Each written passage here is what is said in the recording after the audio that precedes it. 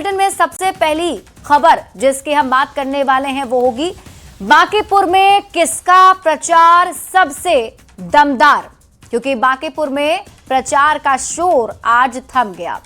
दूसरी खबर जो हम आपको समझाने वाले हैं वो होगी पब्लिक एग्जामिनेशन पर संसद में चर्चा, समझिए।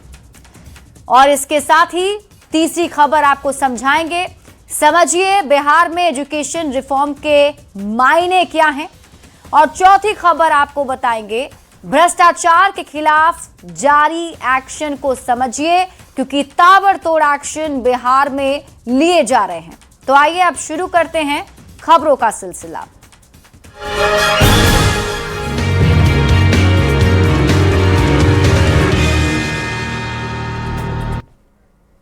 बांकीपुर सीट पर 30 जुलाई को होने वाले उपचुनाव के लिए प्रचार का शोर आज थम गया। सभी पार्टियों के नेताओं ने पूरा जोर लगाया, खूब रोड शो किए गए, मंदिर में यक्ष और हवन कर जीत की दुआएं मांगी गईं। नेताओं ने तो खूब पसीना बहाया, पर किसके प्रचार में कितना दम है ये शुक्रवार को वोटिंग के दिन ही तय होगा। कौन बनेगा बांकीपुर का धुरंधर, इसका फैसला अब मतदाता ही करेंगे। ये रिपोर्ट देखिए, फिर खबर तो समझिए।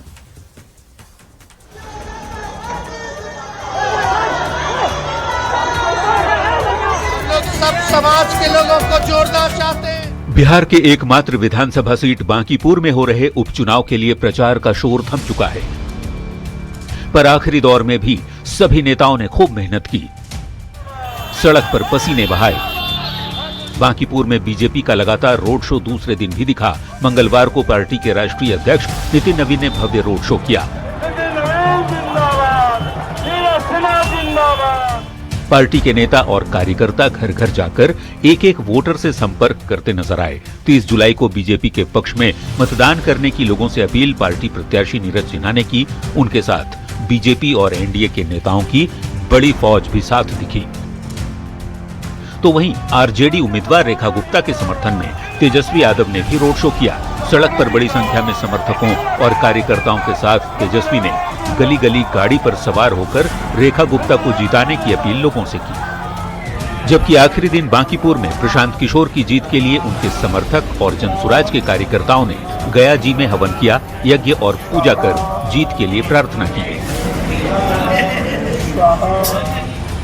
वैसे बांकीपुर सीट के उपचुनाव का धुरंधर कौन बनेगा, किसके प्रचार में दम दिखा, ये तो शुक्रवार को मतदान के दिन ही तय होगा, जब मतदाता ईवीएम में तीनों उम्मीदवारों की किस्मत कैद करेंगे। न्यूज 18 के लिए पटना से अमित कुमार और शैलेंद्र कुमार के साथ ब्यूरो रिपोर्ट। तो बांकीपुर में प्रचार का शोर आज थम गया। सभी दिग्गजों ने अपनी पूरी ताकत झोंकी, लेकिन हम आपको अब पूरी खबर समझाते हैं। समझिए बांकीपुर में किसका कितना दम।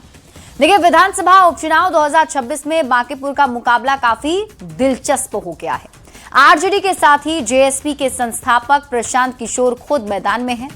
बीजेपी की ये पारंपरिक सीट रही है, जिस पर नितिन नवीन लगातार 5 बार जीत कर आ चुके हैं। राज्यसभा जाने की वजह से ये सीट खाली हुई और अब यहां से नीरज सिन्हा को बीजेपी ने प्रत्याशी बनाया है। बीजेपी के लिए ये सीट प्रतिष्ठा की लड़ाई बन चुकी है। खुद नितिन नवीन ने मोर्चा संभाल रखा है। जनसभा, रोड शो किया, लोगों से संवाद किया गया। प्रचार के आखिरी दिन भी रोड शो कर बीजेपी के लिए वोट करने की अपील की गई। आरजेडी की जीत के लिए तेजस्वी यादव भी पीछे नहीं हटे, उन्होंने भी आखिरी दौर में पूरी ताकत झोंकी। अब किसका दांव किस पर पड़ेगा भारी, इसे भी समझिए। देखिए, बीजेपी अब तक इसे अपनी परंपरागत सीट मानती रही है। इस बार मामला 2 नहीं 3 पार्टियों के बीच हो रहा है। आरजेडी, जनसुराज इसे बीजेपी के गढ़ में सेंध लगाने के मौके के रूप में देख रहे हैं। कायस्थ बाहुल्य इस सीट पर बीजेपी ने कायस्थ नीरज सिन्हा पर दांव चला है। 1995 से लेकर के 2025 तक को अगर देखा जाए तो सभी चुनाव में बीजेपी ने ही इस सीट पर बाजी मारी है। मतदाता इस बार किन मुद्दों पर वोट करेंगे, इस पर अब सबकी नजर टिकी हुई है। बीजेपी को अपने स्टार प्रचारक और पार्टी अध्यक्ष नितिन नवीन से उम्मीद है। मुख्यमंत्री सम्राट चौधरी और पूर्व सीएम नीतीश कुमार की छवि पर बीजेपी को भरोसा है। एनडीए की एकजुट ताकत का भरोसा बीजेपी को है तो वहीं प्रशांत किशोर हैं जो पहली बार चुनावी मैदान में ताल ठोक रहे हैं। आरजेडी ने एक बार फिर से रेखा गुप्ता पर ही दांव चला है, जिसके प्रचार में कितना दम है ये 3 अगस्त को काउंटिंग के बाद ही पता चलेगा कि आखिर जनता का भरोसा किसने जीता है। बढ़ते हैं आगे और बात अगली खबर की। मॉनसून सत्र में 8 दिन हंगामे के बाद लोकसभा में पेपर लीक से जुड़े पब्लिक एग्जामिनेशन संशोधन विधेयक 2026 पर चर्चा हुई। इस दौरान पक्ष और विपक्ष के बीच तीखी बहस भी देखने को मिली। सरकार का यह दावा है कि नया कानून पेपर लीक रोकने में कारगर होगा, पर विपक्ष सरकार के रवैये पर सवाल खड़ा कर रहा है। ये रिपोर्ट देखिए, फिर खबर को समझिए। संसद के मॉनसून सत्र में 8 दिन हंगामे के बाद लोकसभा में पेपर लीक से जुड़े पब्लिक एग्जामिनेशन संशोधन विधेयक 2026 पर चर्चा हुई। इस दौरान पक्ष और विपक्ष के बीच तीखी बहस देखने को मिली। केंद्रीय मंत्री जितेंद्र सिंह ने कहा कि इससे पेपर लीक रोकने में मदद मिलेगी। सरकार ने जो नए प्रावधान किए हैं उससे ये कानून और कड़ा बनेगा। कांग्रेस नेता गौरव गोगोई ने कहा, ये सरकार शिक्षा को लेकर गंभीर नहीं है, सुधार नहीं लाना चाहती है। ये बिल सिर्फ दिखावे का बिल है। 2 महीने के भीतर सारी जांच इन्वेस्टिगेशन मुकम्मल की जाएगी और उसके बाद जो भी ट्रायल कोर्ट होगा, जो अभी इस केस में is going to be a fast track special court, उसमें ये 3 महीने, यानी जिस दिन वारदात रिपोर्ट हुई है उस दिन से लेकर के आखिरी निर्णय आने तक 5 महीने से ज्यादा अवधि काल नहीं रहा जाएगा। संशोधन वाले बिल का विवरण पढ़ के साफ साफ पता चल जाता है कि ये सरकार शिक्षा विभाग को लेकर गंभीर नहीं है, सुधार नहीं लाना चाहती। ये सिर्फ एक दिखावा का बिल है। 2014 से पहले कांग्रेस लेड यूपीए सरकार था, तब 1 नहीं 2 नहीं बल्कि टोटल 22 बार पेपर लीक होकर कैंसिल करने पड़े। उनमें से कांग्रेस लेड यूपीए सरकार के अधिकार क्षेत्र में आने वाले 6 ऐसे एग्जामिनेशंस हैं जो सीधा केंद्र सरकार के नीचे आते थे।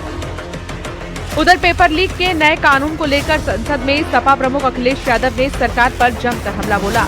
अखिलेश यादव ने कहा कि सरकार वचन नहीं जुमले देती है और न जाने कितने हजार करोड़ रुपए खर्च किए होंगे सरकार ने नकारात्मक राजनीति के लिए। लेकिन नई पीढ़ी को मैं बधाई देना चाहता हूं, उनके मनोबल को और उनकी एकता को, और जिस तरीके से उन्होंने प्रचार किया, अंततः सरकार को झुकना पड़ गया। भाजपा वचन नहीं देती, जुमला देती है।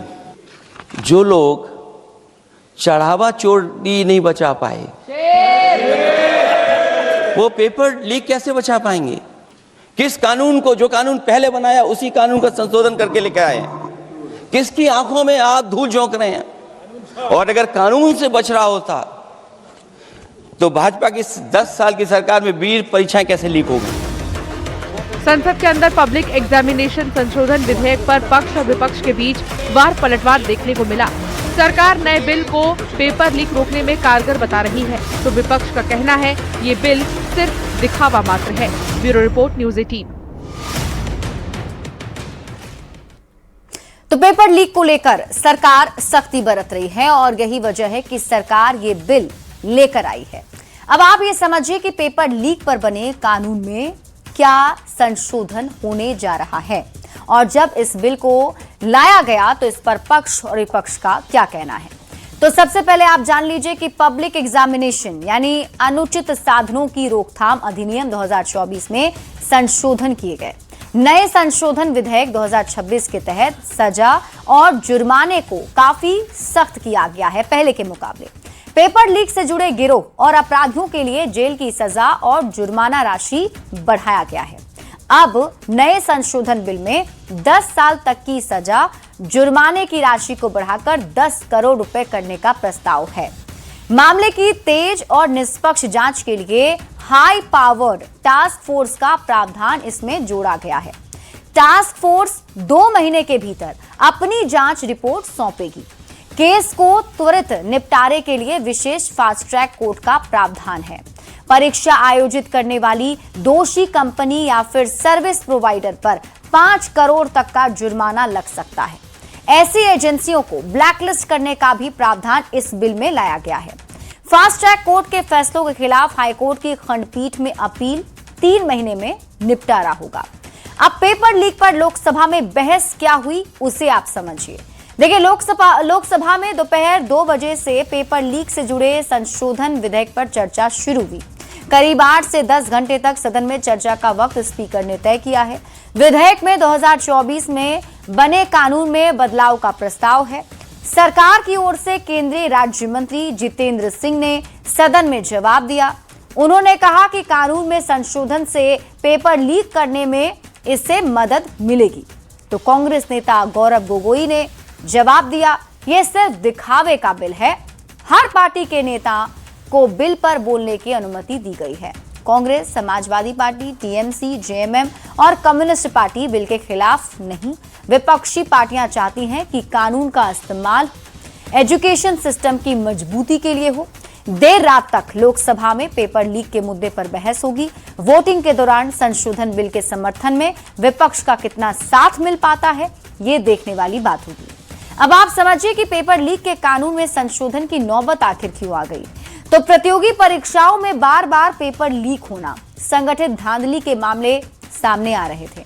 ऐसी धांधली पर लगाम कसने के लिए मौजूदा कानून को और ज्यादा सख्त बनाया जा रहा है। 2024 में बने पुराने कानून के बावजूद परीक्षाओं में गड़बड़ियां जारी थी। संगठित सिंडिकेट्स पर पूरी तरह लगाम कसने के लिए केंद्र सरकार को ये कदम उठाना पड़ा है और इसीलिए केंद्र सरकार इस बिल को लेकर आई है। अब देखना होगा कि चर्चा के बाद इस बिल पर क्या सहमति बन पाती है। बढ़ते हैं आगे और बात अगली खबर की ओर। विकास की रफ्तार अब सिर्फ कागजों पर नहीं बल्कि बिहार की जमीन पर उतर चुकी है। एक तरफ मुंगेर में वर्ल्ड क्लास एजुकेशन का तोहफा, तो दूसरी तरफ 5 साल में आत्मनिर्भर बिहार का सबसे बड़ा शंखनाद। जी हां, सीएम सम्राट चौधरी के ताबड़तोड़ दौरों ने बता दिया है कि बिहार अब रुकने वाला नहीं है बल्कि उड़ान भरने वाला है। ये रिपोर्ट देखिए, फिर खबर तो समझिए।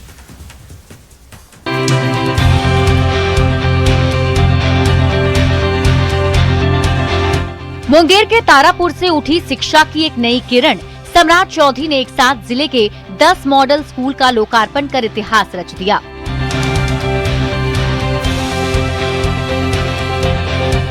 हरपुर में नया थाना भवन और परसीराम में शानदार डिग्री कॉलेज की सौगात ने बता दिया कि कानून और शिक्षा दोनों अब इस इलाके की नई पहचान बन रहे हैं। लेकिन असली धमाका हुआ असरगंज में, जहां सीएम सम्राट चौधरी ने कर दिया वो ऐलान जिसकी किसी ने कल्पना भी नहीं की थी। शनिवार अब सिर्फ आधा दिन स्कूल चलेगा, यानी खेलकूद और सुकून का पूरा समय, बच्चों के लिए भी शिक्षकों के लिए भी।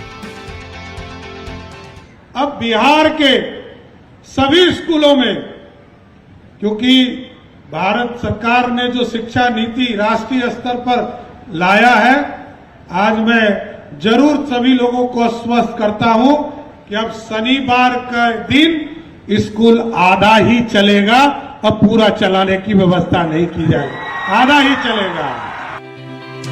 और तो और अब गरीब का बच्चा भी गांव में रहकर मेट्रो सिटी जैसी हाई फाई एजुकेशन ले सकेगा,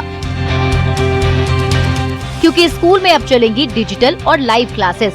सीएम ने कहा कि जल्द आ रहा है एक ऐसा क्रांतिकारी मोबाइल ऐप जिसके जरिए जरूरत पड़ने पर रात के 12 बजे भी बच्चों को पढ़ाएंगे शिक्षक। बिहार के बच्चों को पढ़ने के लिए उसके गांव में सारी सुविधा उपस्थित करने का काम किया जाएगा। अब लाइव क्लासेस शुरू किया गया है, ऐप एक डाउनलोड करवा रहे हैं जिसके माध्यम से रात के 11 बजे भी यदि कोई शिक्षक आप खोजिएगा तो 1 मिनट में आपको डिजिटल, आपको शिक्षक आपके बच्चों को मिलने का काम करेगा। और फिर आया युवाओं के सपने को साकार करने वाला संदेश कि अगले 5 वर्षों में बिहार के युवाओं को राज्य के भीतर ही रोजगार उपलब्ध कराया जाएगा, यानी पलायन रोकने और स्थानीय अवसर बढ़ाने की दिशा में सरकार ने अपनी प्राथमिकता दोहराई। आगे सारे सपनों को साकार करेंगे और बिहार में एक एक नौजवान को चिन्हित करके अगले 5 वर्षों में रोजगार उसको इसी बिहार की धरती पर देने का काम शुरुआत कर रहे हैं साथी। मुंगेर के बाद सीएम सीधा भागलपुर पहुंचे, जहां नमामि गंगे घाट पर भव्य अंदाज में विश्व प्रसिद्ध श्रावणी मेले का उद्घाटन किया। शिव भक्तों की आस्था के कुंभ के बीच सीएम सम्राट चौधरी ने कांवरियों को कोई दिक्कत न हो इसका भी भरोसा दिलाया। सीएम सम्राट चौधरी का सिर्फ शिक्षा और संस्कृति ही नहीं, इकोनॉमी पर भी पूरा फोकस है। मुंगेर से भागलपुर तक का ये दौरा सिर्फ उद्घाटन की श्रृंखला नहीं, बल्कि बिहार के विकास का एक ऐसा विजन पेश करता है जिसे सरकार आत्मनिर्भर और विकसित बिहार की दिशा में मजबूत कदम बता रही है। अब इन घोषणाओं को जमीन पर कितनी तेजी से उतारा जाता है, इस पर सबकी नजर रहेगी। न्यूज़ 18 के लिए मुंगेर से रवि एस नारायण और भागलपुर से आनंद अमृतराज के साथ ब्यूरो रिपोर्ट।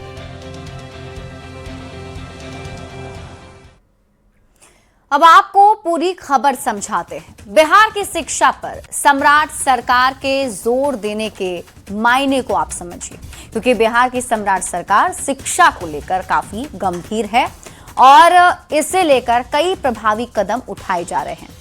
देखिए, मुख्यमंत्री सम्राट चौधरी ने बिहार की शिक्षा का सुपर रिवॉल्यूशन करने की ठानी है। गांव-गांव तक डिजिटल एजुकेशन पहुंचाने की घोषणा सीएम ने की है। स्कूलों में हाईटेक क्लास होंगे। छात्रों को रात के 12 बजे भी अगर पढ़ाई करनी है तो ऐप के जरिए उन्हें शिक्षक मिलेंगे। बिहार के एजुकेशन सिस्टम को प्रभावी और सशक्त बनाने का बीड़ा सीएम ने उठाया है। ताबड़तोड़ मॉडल स्कूल का तोहफा, हर प्रखंड डिग्री कॉलेज की सौगात दी जा रही है। बिहार की शिक्षा व्यवस्था को चुस्त दुरुस्त करने की कोशिश लगातार की जा रही है। तो बिहार में रोजगार की बहार के दावे को अब आप समझिए। देखिए, सीएम सम्राट चौधरी ने रोजगार को लेकर बड़ा दावा किया है। मुंगेर के असरगंज के मंच से सम्राट चौधरी ने कहा कि रोजगार के रोड मैप पर काम जारी है। अगले 5 साल में बिहार के युवाओं को उनके ही प्रदेश में रोजगार मुहैया कराया जाएगा। रोजगार बिहार में सबसे बड़ा मुद्दा रहा है। अब हर चुनाव में रोजगार और युवाओं का पलायन बड़ा मुद्दा बनता रहा है। उद्योग नहीं होने की वजह से रोजगार के अवसर कम मिल पाते हैं। सम्राट सरकार उद्योग के साथ ही रोजगार के मुद्दे पर गंभीरता से विचार कर रही है। हर जिले में उद्योग लगाने, हर हाथ रोजगार देने की तैयारी सम्राट सरकार कर रही है। बढ़ते हैं आगे और अब बात अगली खबर की। बिहार में भ्रष्टाचार के खिलाफ लगातार एक्शन जारी है। ईओयू की टीम ने इस बार जमुई की जिला परिषद अध्यक्ष दुलारी देवी के पति गुड्डू यादव के 24 ठिकानों पर एक साथ छापेमारी की। संगठित अपराध के खिलाफ इस छापेमारी के बाद हड़कंप मच गया है। ये रिपोर्ट देखिए। भ्रष्टाचार के खिलाफ ईओयू का बड़ा प्रहार, गुड्डू यादव से जुड़े 24 ठिकानों पर रेड, संगठित अपराध के खिलाफ एक्शन। ये आलीशान घर है जमुई की जिला परिषद अध्यक्ष दुलारी देवी के पति गुड्डू यादव का, जहां भ्रष्टाचार के खिलाफ ईओयू की टीम ने बड़ी छापेमारी की। इलाके के रसूखदार बाहुबली नेता गुड्डू यादव के खिलाफ शिकंजा कसते हुए जांच एजेंसी ने एक साथ 24 ठिकानों पर ताबड़तोड़ धावा बोल दिया। पटना से सुरक्षा बलों के साथ पहुंची आर्थिक अपराध इकाई की अलग अलग विशेष टीमों ने जमुई और पड़ोसी जिले शेखपुरा में गुड्डू यादव और उनके करीबियों और रिश्तेदारों के घरों को खंगाला। ईओयू की टीम दस्तावेजों, वित्तीय रिकॉर्ड की गहन जांच की। गुड्डू यादव के घर के चप्पे चप्पे की तलाशी ली। संगठित अपराध और बेनामी संपत्ति के कनेक्शन को लेकर ईओयू की छापेमारी ने सनसनी मचा दी।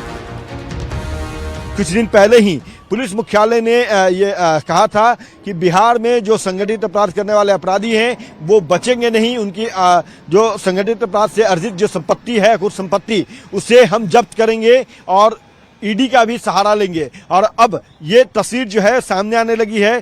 आर्थिक अपराध इकाई जो है वो संगठित अपराध करने वाले गुड्डू राय के खिलाफ जो है वो छापेमारी की कार्रवाई की है और ये छापेमारी जमुई और शेखपुरा जिले में की जा रही है। मंगलवार की सुबह सुबह आर्थिक अपराध इकाई की टीम ने जमुई में गुड्डू यादव के मुख्य आवास को चारों तरफ से घेर लिया। घटनास्थल पर भारी पुलिस बल तैनात किए गए। विशेष सशस्त्र बलों की तैनाती भी की गई ताकि जांच में कोई बाधा न आए। यही नहीं, गुड्डू यादव से जुड़े करीबी और रिश्तेदारों के यहाँ भी एक साथ तलाशी ली गई। जांच एजेंसी ने संभावित आर्थिक लेन देन और संपत्तियों से जुड़े लिंक को भी खंगाला। आर्थिक अपराध थाना पटना में जो है वहाँ पे 16/24 एक केस दर्ज किया गया जो कि संगठित अपराध से संबंधित है। 14/26 है जो कि संगठित अपराध से संबंधित है। उसी से संबंधित बहुत जगह पे छापेमारी चल रही है और जो दस्तावेज मिले हैं और इन्वेस्टमेंट से रिलेटेड जो दस्तावेज मिले हैं वो सबको जांच किया। छापेमारी में अब तक क्या क्या बरामद हुआ है? छापेमारी में क्या कुछ सामने आया है? अभी सब जगह छापेमारी खत्म हो जाता है तो हम लोग कंक्लूड करके बता पाएंगे।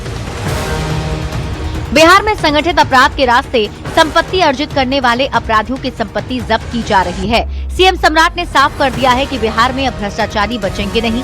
जमुई की जिला परिषद अध्यक्ष दुलारी देवी के पति गुड्डू यादव के एक साथ 24 ठिकानों पर छापेमारी के बाद इलाके में चर्चाओं का बाजार गर्म है। न्यूज 18 के लिए जमुई से केसी कुंदन के साथ पटना से अमित कुमार की रिपोर्ट। और अब आप पूरी खबर समझिए। बिहार में भ्रष्टाचार के खिलाफ जारी एक्शन के मायने आपको समझाते हैं। ईओयू ने जमुई की जिला परिषद अध्यक्ष दुलारी देवी के पति पर शिकंजा कसा है। गुड्डू यादव के 24 ठिकानों पर एक साथ छापेमारी की गई है। संगठित अपराध के खिलाफ इस छापेमारी के बाद हड़कंप मच गया है। बेनामी संपत्ति के कनेक्शन को लेकर छापेमारी की गई है। गुड्डू यादव पूर्व में बिहार विधान परिषद का चुनाव भी लड़ चुका है। संगठित अपराध के जरिए संपत्ति बनाने वाले अपराधियों की संपत्ति जब्त की जा रही है। सम्राट सरकार की अपराध पर जीरो टॉलरेंस वाली नीति को अब आप समझिए। देखिए, सीएम सम्राट ने साफ कर दिया है कि बिहार में अब भ्रष्टाचारी बचेंगे नहीं। राज्य में कानून व्यवस्था को मजबूत करना सरकार की पहली प्राथमिकता है। अपराधियों के हौसले पस्त कर सरकार बड़ा संदेश देना चाहती है। भ्रष्टाचारी और अपराधी कितना भी रसूखदार क्यों ना हो, उसे छोड़ा नहीं जाएगा। अपराधियों का एनकाउंटर, भ्रष्टाचारियों पर त्वरित कार्रवाई का निर्देश है। 30 दिन के भीतर कार्रवाई का साफ निर्देश दिया गया है। भ्रष्टाचार के मामलों में लिप्त अधिकारियों पर भी ताबड़तोड़ एक्शन हो रहे हैं। और इसी के साथ इस बुलेटिन में अभी के लिए बस इतना ही। आप देखते रहिए न्यूज 18 बिहार झारखंड।